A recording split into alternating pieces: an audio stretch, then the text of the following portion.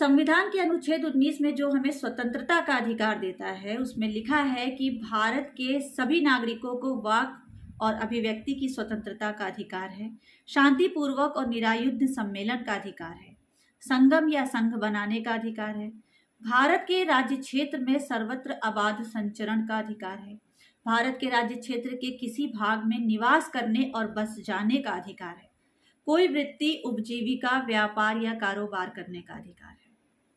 ये 6 पॉइंट हमने इसलिए पढ़ा है क्योंकि इन्हीं पॉइंट पे आज हम आपसे अपनी आने वाली जो बात खबरों की जिनके बारे में हम यहाँ डिस्कशन करेंगे, ये उन्हीं पर डिपेंड हैं। एमटीएस रिपोर्टिंग से एक बार फिर आप सुन रहे हैं मासूमा तलत सिद्दीकी को। पहली खबर है अलीगढ़ से। हिंदू महासभा अलीगढ़ में हिंदू महासभा ने 2018 के बाद फिर से मंगलवार को अपना विवादित कैलेंडर जारी कर दिया, जिसमें मुस्लिमों के पवित्र तीर्थ मक्का को मक्केश्वर महादेव मंदिर से जोड़ा गया। फिर हिंदू महासभा ने विवादित कैलेंडर जारी करने के बाद मक्का, मदीना और ताजमहल पर कब्जा करने की भी बात कर दी। मक्का को मक्केश्वर मंदिर, मथुरा की शाही ईदगाह को श्री कृष्ण जन्मभूमि, ताजमहल को तेजो महालय शिव मंदिर बताकर कब्जा करने की बात करी जा रही है।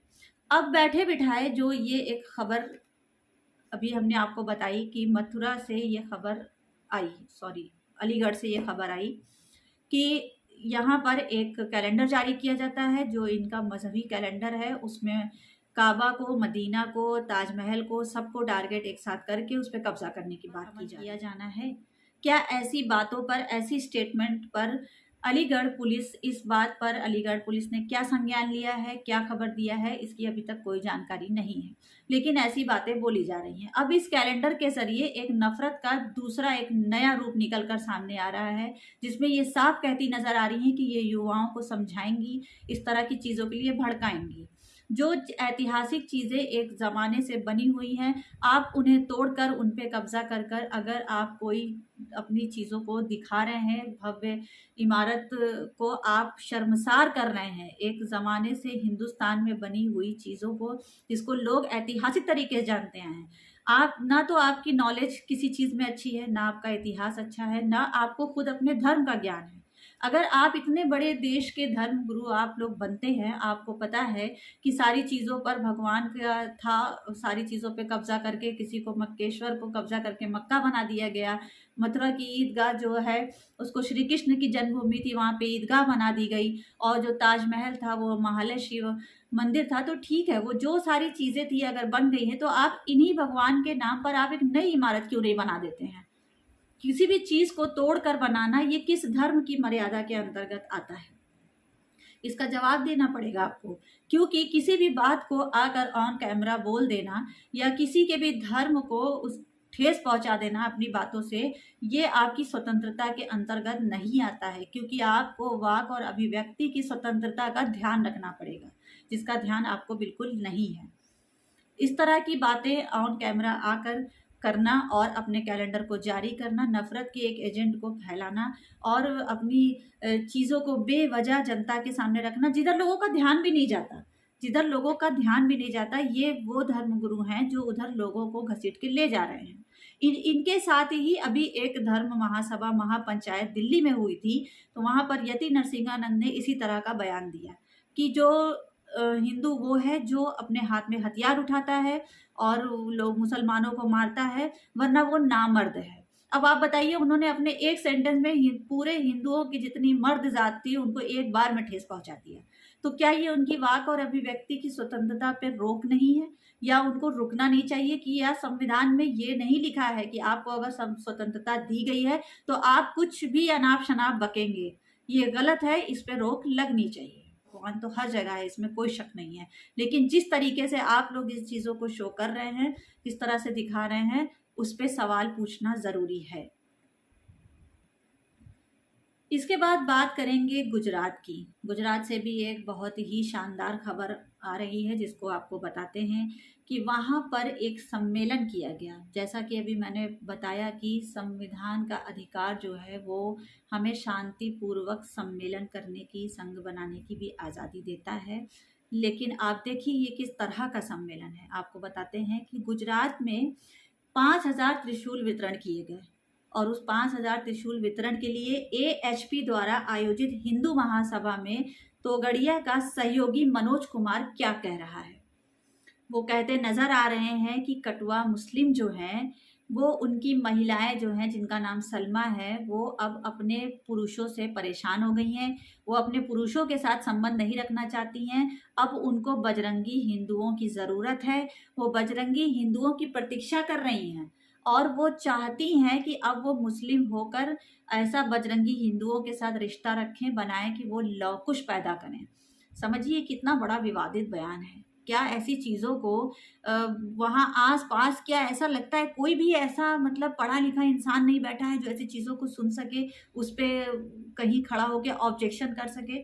उसके बाद वो कहते हैं कि वो चाहती हैं कि लव कुश को जन्म देना चाहती हैं और मुस्लिम पुरुष से वो घबरा गई हैं। अब उनको जो है हिंदू बजरंगी लोगों की ज़रूरत है और वो उनके साथ रिश्ता रखना चाहती हैं। उनको हर वक्त डर है कि कोई मौलवी कोई मौलाना उनको उनका हलाला ना कर दे।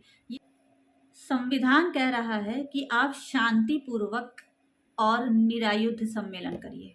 ठीक है, शांतिपूर्वक पूर्व निरायुध सम्मेलन करिए, संगम या संघ बनाइए, सारी चीज़ों की वो स्वतंत्रता दे रहा है।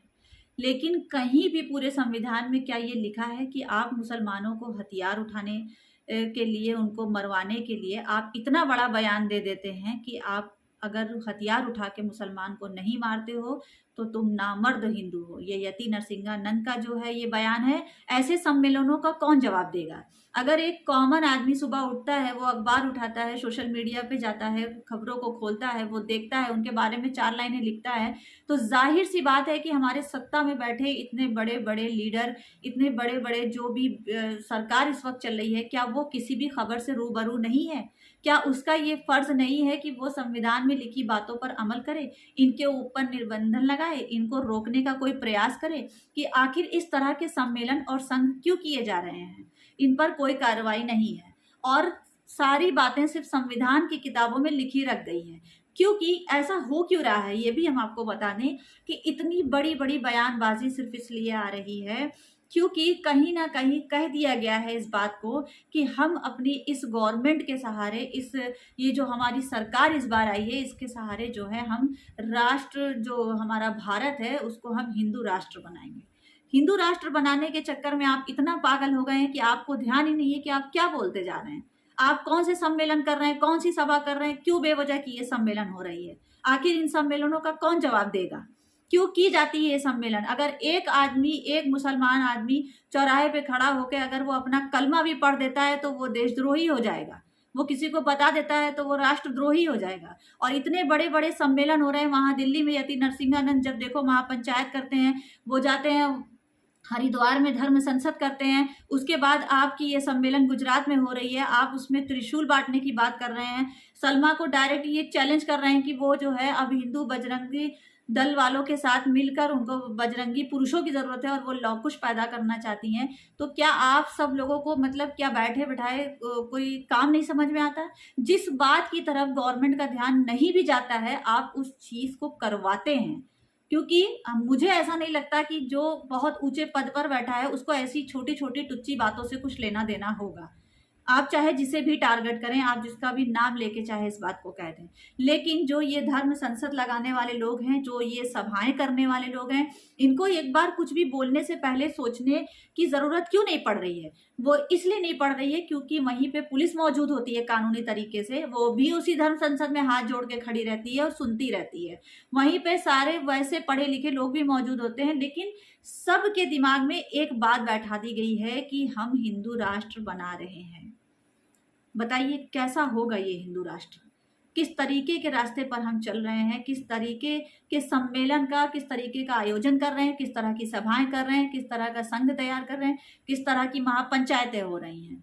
इसी दिशा में देश आगे बढ़ रहा है इस अमृत काल में। देखते चलिए। अगली खबर है, आपको बताते हैं। अभी बात हो गई अलीगढ़ की, बात हो गई गुजरात की, अब चलते हैं सीतापुर के खैराबाद में। सीतापुर के खैराबाद में मस्जिद के सामने एक महंत जो है पुलिस कर्मियों की उपस्थिति में माइक पर अपने अनाउंसमेंट, एक हाथ में उसके माइक है, वो उस पर चेतावनी दे रहा है कि वह मुस्लिम महिलाओं का अपहरण कर लेगा और उनका खुले में बलात्कार करेगा। लाइन को गौर से सुनिएगा। मामला 2 अप्रैल को निकाली गई हिंदू यात्रा के दौरान का है, जहां पर संविधान व लोकतंत्र के रहते हुए खुली धमकियां दी जा रही हैं। संविधान भी वहीं मौजूद है और लोकतंत्र आपका मौजूद है, कानून भी वहीं पे मौजूद है। एक पुलिस वाले को खड़ा देखा गया, लेकिन वो भी तमाशाई बना हुआ है, तमाशा देखने में। तो ये पता चलता है कि भारत कितना आगे बढ़ा है, भारत का कितना विकास हुआ है इस वक्त पर। उसका विकास इस तरह से हुआ है कि इन 8 सालों में जब से ये चल रही है, भाजपा की गवर्नमेंट चल रही है, और जब से लोगों के दिमाग में ये भूसा भर दिया गया है कि ये हिंदू राष्ट्र बनाया जाएगा, तब से पता है लोग अपने अपने क्षेत्र में बिल्कुल खुलेआम हो गए हैं, क्योंकि उनको पता है कि हम कुछ भी बकेंगे, मेरे ऊपर कोई कार्रवाई नहीं होने वाली, क्योंकि ये तो हमसे कहलवाया जा रहा है, ये तो हमसे कहा जा रहा है कि हम कहें। पुलिस क्या करती रहती है खड़े होकर, एक जरा सी आपके मुंह से जरा सा एक लफ्ज इधर से उधर निकल जाए तो फौरन आपके पास नोटिस आ जाती है कि आपने ये गलत बोला, ऐसा करा, आपको पुलिस कार्रवाई के लिए कोतवाली आना पड़ेगा, तो ऐसा करना पड़ेगा। मैंने खुद झेला है इस बात को, ठीक है। लेकिन अभी ये जो सीतापुर के खैराबाद में एक आदमी जीप में बैठकर खुलेआम धमकी दे रहा है इस बात की, और वो इतनी गलत बात कर रहा है, ये किसी भी कौम की औरत के लिए कहा जाए, चाहे वो हिंदू हो, चाहे वो मुसलमान हो, चाहे वो सिख हो, चाहे वो ईसाई हो, किसी भी औरत को अगर इस तरीके से जलील किया जाए तो ऐसे आदमी के ऊपर क्या रिएक्शन होना चाहिए। भारत इतना ज्यादा प्रोग्रेस इस टाइम कर गया है, अमृतकाल में पहुंच गया है कि वहां पे खुले में कहा जा रहा है कि हम तुम्हारी बेटियों को उठा लेंगे और उनका खुले में बलात्कार करेंगे। उसके आगे कहा जा रहा है कि जो है कि किसी को भी जीने नहीं देंगे। मस्जिद के सामने खड़े होकर आप इस तरह की बातें कर रहे हैं, आप क्या दिखाना चाह रहे हैं? क्या आपने हिंदू राष्ट्र बना लिया है? क्या आप इतने पावरफुल हो गए हैं? समझ में नहीं आता कि क्या हो गया। सच बात बताएं तो ये देश बीमार हो गया है, यही बात है। इसीलिए मैंने आपको बताया कि अब ये इनकी अभिव्यक्ति, वाक और अभिव्यक्ति की स्वतंत्रता देखिए, इनको बोलने का अधिकार है, ये अपने धर्म का प्रचार कर सकते हैं, लेकिन धर्म का प्रचार भी आपको अपनी सीमा के दायरे में रह के करना होगा। आप धर्म का प्रचार नहीं कर रहे हैं, आप तो सीधे सीधे दूसरे के धर्म को गाली दे रहे हैं, दूसरे के धर्म की औरतों का बलात्कार करने की कोशिश कर रहे हैं, उनको कह रहे हैं। और अगर आप कह रहे हैं तो आप करते भी हैं, इसका मतलब सीधी सी बात यही है। विकृति जो है इस देश में, जो बीमारी लग गई है, जो विकृति देश को लग गई है, वो कहीं ना कहीं देश को खोखला कर रही है अंदर से। लेकिन बनी हुई चीजों के सामने खड़े होकर आप दूसरे धर्म को अगर आप गाली देते हैं, बेवजह की बातें करते हैं, तो ये तो आपके ऊपर एक कानूनी कार्रवाई करने जैसा है, जिसकी कानूनी कार्रवाई अभी तक हुई कि नहीं, ये हम आपको आगे बताएंगे। इसके बाद आपको बताएं कि जो ये और साथ ही वो जो है जय श्री राम का भी नारा ऊंचा कर रहे हैं। आप ये कैसे मतलब कह सकते हैं कि जय श्री राम का पवित्र उद्घोष जो कि इतना विभत्स है, आपको बताएं इतना विभत्स है, क्या इसको, इस उद्घोषणा को, जय श्री राम को कहना इतना विभत्स करता है? क्या यही आपका हिंदुत्ववाद है? आप यही हिंदू हैं कि आप एक तरफ जय श्री राम का नारा लगा रहे हैं और दूसरी तरफ एक औरत की अस्मिता को खराब कर रहे हैं, उसको बाहर लाकर निकाल कर खुले में उसका बलात्कार करने की बात कर रहे हैं? ये हिंदुत्ववाद है। एक दुष्ट व्यक्ति को भगवा धारण कर संत बनाना, एक जो दुष्ट व्यक्ति है वो भगवा धारण करके संत बन गया है, कुछ भी अनाप शनाप बक रहा है, उसको फॉलो करने वाले क्या वो हिंदुत्ववाद को फॉलो कर रहे हैं? अपने धर्म को फॉलो कर रहे हैं? नहीं, बिल्कुल नहीं कर रहे हैं, ये गलत बात है। कोई भी धर्म हो, हिंदू धर्म को दरअसल लोग सही से जानते ही नहीं है। वो खुद नहीं जानते कि जो जिस राम को, जिस मर्यादा पुरुषोत्तम राम को जो है वो उजागर कर रहे हैं, उनके नाम का नारा लगा रहे हैं, जय श्री राम कह रहे हैं, आखिर वो किन उसूलों पर चलने के लिए कह गए हैं? तो ये सारी बातें आप लोग भूल गए हैं। आपको जो किताबें लिख के दी गई, जो आपकी गीता दी गई, रामायण दी गई, उसको आपने खोलकर कभी पढ़ा? नहीं पढ़ा। पढ़ते तो शायद इस तरह के वचन मुंह से ना निकलते, जो कि राम को भी बहुत बुरा लगा होगा सुनकर, क्योंकि वो वजूद में है, वो आपको सुन रहा है, वो आपका जो भगवान है वो सुन रहा है, तो इसका आपको हिसाब देना पड़ेगा। खैर, करोड़ों हिंदुओं की आस्था जिस नीच व्यक्ति में हो, आपको ये भी बता दें कि जो इस तरह के नीच व्यक्ति के पास खड़े होकर लोग हंस रहे हैं, जय श्री राम का नारा दे रहे हैं, लोग एक दूसरे को जो है मजाक में उड़ा रहे हैं, मस्जिद के सामने इस तरह की बातें हो रही हैं, क्या इस चीज़ के तरीके को, नज़ारे को दिखाना हिंदुत्ववाद है? नहीं, मेरे हिसाब से तो ये हिंदुत्ववाद नहीं है। क्योंकि जिस हिंदू को, जिस हिंदुत्ववाद को, जो उसके नियम है, जो कानून है, जिनको हम जानते हैं, वो अपनी जगह बहुत अच्छे हैं, बस लोग उनको फॉलो नहीं करते। ये महात्मा, ये संत, ये जोगी का रूप पहने हुए जो ये लोग हैं, इनसे अच्छे कॉमन हिंदू हैं जो कॉमन जिंदगी को जीते हैं। तो ऐसे संतों का, ऐसे महंतों का, ऐसे लोगों का क्या इलाज है? कोई इस बारे में बात करनी चाहिए, समझना चाहिए। और हुकूमत को, जो इस वक्त हुकूमत हमारी उत्तर प्रदेश के जो मुख्यमंत्री योगी आदित्यनाथ जी हैं, उनको ऐसी बातों पर संज्ञान लेके कड़े से कड़ा एक्शन लेना चाहिए। हमें उनसे यही उम्मीद है। इसके आगे आप बताते हैं, आपको अगली खबर है आपके मध्य प्रदेश से। अभी कुछ दिन पहले आपको पता होगा कि राष्ट्रपिता महात्मा गांधी को गाली देने वाले कालीचरण का रायपुर जेल से जो है उनकी रिहाई हो गई। अब रायपुर जेल से उनकी रिहाई तो वो हो गई, लेकिन रिहाई किस तरह की रिहाई? जैसे कि कोई नायक हो। राष्ट्रपिता महात्मा गांधी को जिसने गाली दिया, जिसने उनको अपशब्द कहे, उसका स्वागत इंदौर हवाई अड्डे पर इस तरह से स्वागत होता है कि जैसे वो कोई महानायक हो। ये बात सच है कि हम ऐसे लोगों का स्वागत कर रहे हैं, इस तरह के लोगों को रिहाई दी जा रही है जो इतनी बड़ी बड़ी बात कर रहे हैं। तो इस ये देश कहाँ जा रहा है? हम किस देश की बात कर रहे हैं? हम किस स्वतंत्रता की बात कर रहे हैं? किस अमृत काल की बात कर रहे हैं? क्या बताया है हमने कि 70 साल में क्या देश को नहीं मिला और अभी इधर क्या मिल गया है 2014 से लेके 22 के बीच में? क्योंकि हमने इस तरह की मेंटेलिटी तैयार कर दी है कि आप सुबह उठिए और ये सोचिए कि आज हमें धर्म के नाम पर कहाँ पे विरोध करना है, धर्म के नाम पे कहाँ हिंसा फैलानी है, किससे बदसलूकी करनी है और किस तरह की चीज़ों को बोल देना है कि दिन भर वो सोशल मीडिया पे ट्वीट होता रहे। तो ये चीज़ें चल रही हैं। इसके आगे आपको बता दें कि अगली खबर है ग्वालियर से। ये भी देखिए एक हिंदू धर्म की सभा की बात कर रहे हैं और इनके बारे में ये है कि ग्वालियर से इन्होंने कहा है, मालेगांव ब्लास्ट के आरोपी सुधाकर चतुर्वेदी ने साधा सीएम पर निशाना। उन्होंने क्या नहीं सीएम पर निशाना साधा है? उन्होंने सीधे सीएम योगी आदित्यनाथ पर निशाना साधा है और कहा है कि जो सीएम अपना मठ नहीं बचा पा रहा है वह समाज को कैसे सुरक्षा दे पाएगा। यानी कि योगी के मठ में मुसलमानों की दुकानें या कैसा हिंदूवाद है। अब समझिए कि जबरदस्ती की एक बात देखिए ग्वालियर से आ गई। बेवजह का खाली मुंह खोला इन्होंने, खुद ही किसी किसी चीज में फंसे हुए लोग हैं ये। और जो इन्होंने जो है फौरन सीएम उनको योगी जी को निशाना साध दिया कि आपके मठ में मुसलमानों की दुकान है, वहां पर उसी दुकान से लेकर के फूल और फल चढ़ते हैं, कोई भगवान भी है वहीं पर, किसी का मंदिर है, तो ये कैसे हो सकता है? ये कैसा सीएम है? जबरदस्ती एक बलगराने वाली बात जिसे करना। अरे भाई, आप हिंदू हैं, आप अपनी सभा करिए, अपनी सम्मेलन करिए, आपको स्वतंत्रता है, आप अपने धर्म का प्रचार करिए, सारी चीजें करिए, शांतिपूर्ण सम्मेलन करिए। अनुच्छेद 19 को पढ़िए खोलकर एक बार। हम तो ये जितने भी लोगों का जिक्र हमने यहाँ पे किया है, चाहे वो अलीगढ़ हो, चाहे वो ग्वालियर हो, चाहे वो मध्य प्रदेश हो, और इसके अलावा चाहे वो सीतापुर के खैराबाद हो, जितने ये संत हैं, इनकी एक क्लास लगनी चाहिए और इनको देना चाहिए संविधान की किताब हाथ में कि क्या मुंह से बको कि जितने में तुमको बर्दाश्त कर लिया जाए। तो ये इस तरह से बोल दिए इन्होंने, सीधे सीएम योगी आदित्यनाथ को टारगेट कर दिया है। अब सीएम योगी आदित्यनाथ जी इनके ऊपर एक्शन लेंगे, क्योंकि अभी सीएम योगी आदित्यनाथ जी का सुबह एक बयान पढ़ा जो कि पढ़ के बहुत ही अच्छा लगा।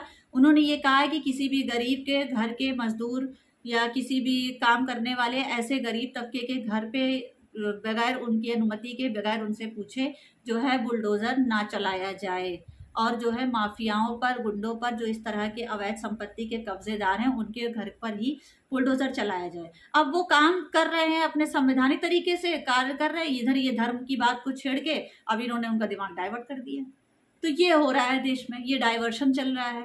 अगर आप इस देश के धर्म के ठेकेदार हैं तो आप इस बात को क्यों कह रहे हैं कि फला चीज बनी हुई आपके पहले फला भगवान की थी या उसकी थी? आप लोगों के पास, आपके आश्रम में, आपके घर में इतनी ज्यादा संपत्ति है कि उसको अगर निकालें तो आप नया मंदिर भव्य बनवा सकते हैं, गरीब बच्चों के लिए आश्रम बनवा सकते हैं, और बहुत सारी ऐसी चीज कर सकते हैं जो आपको इतिहास में मशहूर कर दे। जो इतिहास की चीजें बनी है उस पर कब्जा करके, उसको गाली दे के, उसको अपना बता के, ये कोई भी आपको सम्मानित करने वाला शब्द नहीं है। ठीक है, अगर आप धर्म गुरु हैं तो आप अपनी संपत्ति निकालिए ना। आप लोगों के पास तो संपत्ति बहुत सारी है, सबको पता है। अभी देखिए, आज बाबा रामदेव ने भी अपने एक नए किसी चीज का भी लॉन्च किया है। उस खबर को मैंने अभी एक नजर देखा था थोड़ी देर पहले, तो उन्होंने नई कंपनी का कुछ अभी उनका उद्घाटन हो रहा था, काफ़ी वो घंटा वंटा बजा रहे थे। बाबा रामदेव के बिजनेस पे भी खैर कोई असर नहीं पड़ा है, वो भी जब जो चाहते हैं वो बोल देते हैं, वो भी तो बाबा और महंत और उसमें ही तो आते हैं, उनकी भी जो मर्जी होती है वो बोल देते हैं। कभी महंगाई के ऊपर बोलते हैं और कभी महंगाई से बचने के लिए पत्रकार को गाली दे देते हैं। तो इस तरह की जो महंत कैटेगरी है, जो बाबा साधु साध्वी इस तरह की जो कैटेगरी है, इनको क्या हो गया है? लोग इनके पास बैठते हैं बात करने, लोग इनके पास बैठते हैं अच्छी बातों को सीखने, लोग इनके पास अपने बच्चों को भेजते हैं धर्म की अच्छी चीज़ों को, गुण को सीखने के लिए। लेकिन क्या इनके पास कोई बैठने के काबिल अब रह गया है? ये इस काबिल रह गए कि कोई अपने इनसे कुछ सीखने बैठे, कोई बात करने सीखे? कभी आपने कभी इस तरह के धर्म गुरुओं को, जितनों का जिक्र अभी हमने यहाँ पर लाइन से किया है, इनमें से किसी को भी आपने ये सुना है कि ये शिक्षा की बात करते हो, ये समझदारी की बात करते हो, ये टेक्नोलॉजी की बात करते हो, साइंस की बात करते हो, ये कहीं ऊपर उठने की, इंसानियत की बात करते हो, समानता की बात करते हो, एक होने की बात करते हो, एक दूसरे के धर्म के सम्मान की बात करते हो? नहीं। ये देखिए, स्वतंत्रता हमारे लिए बहुत महत्वपूर्ण है। जैसा कि हमने बताया अनुच्छेद 19 इसीलिए पढ़ा था कि स्वतंत्रता हमारे लिए बहुत महत्वपूर्ण चीज़ है। इतनी महत्वपूर्ण है कि जब हमें स्वतंत्रता मिलती है तो उसमें हमको क्रिएशन करने को मिलता है। हम नए विचार को जन्म देते हैं, नई रचना को जन्म देते हैं, कला, उत्पादन और जीवन की गुणवत्ता को समझते हैं, क्योंकि हमें इस चीज़ की स्वतंत्रता दी गई है और हर चीज़ की दी गई है। जब हम सम्मेलन करते हैं, जब हम सभा करते हैं, जब हम कहीं आबाद रूप से विचरण करते हैं, कहीं जाते हैं, किसी से मिलते हैं, जब हम कुछ बोलते हैं, जब हम अपनी अभिव्यक्ति को अभिव्यक्त करते हैं, ये स्वतंत्रता हमें इसलिए दी गई ताकि हम अपने अंदर सुधार करते हैं, अपनी बातों में, अपने लहजों में, अपनी चीज़ों से, अपनी गुणवत्ता में एक सुधार करते हैं। उसको सुधारने का एक हमें मौका मिलता है। इसके साथ ही स्वतंत्र होकर रहने से कोई भी व्यक्ति खुद को अधिक समय दे सकता है। स्वतंत्रता वो चीज़ है कि जब हम स्वतंत्र होते हैं तो हम खुद को अपने अधिक समय देते हैं। तो ये हमें स्वतंत्रता इसलिए दी गई है कि हम अपने अंदर की गुणवत्ता को निखारें, ना कि लोगों के अंदर जो बात लोग सोच नहीं रहे हैं उसको जबरदस्ती खींच के बाहर लाएं, आक्रोश पैदा करें और हिंसा कराएं। तो बस आज के लिए इतना ही। लेकिन जाते जाते ये जितने महंत हैं जिनके बारे में हमने यहाँ जिक्र किया है, इनको हमें एक लाइन बता दें।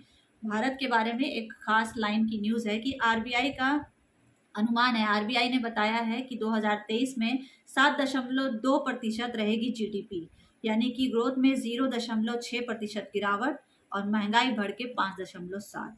आम आदमी को ईएमआई पर नहीं मिलेगी छूट। ये बाबा लोग भी सुन लें, समझ लें, उसके बाद वो डिसाइड करते रहें कि उनको क्या करना है, कहाँ क्या बकना है, क्या बोलना है। अपनी स्वतंत्रता के अधिकार को इस तरह से बर्बाद मत करिए। जो अधिकार हमें संविधान ने दिए हैं उनको समझना बेहद ज़रूरी है और उस पर चलते रहना ही हमारी असली लोकतंत्र की पहचान है। तो ठीक है, आज के लिए बस इतना ही। मिलते हैं अगली खबर के साथ।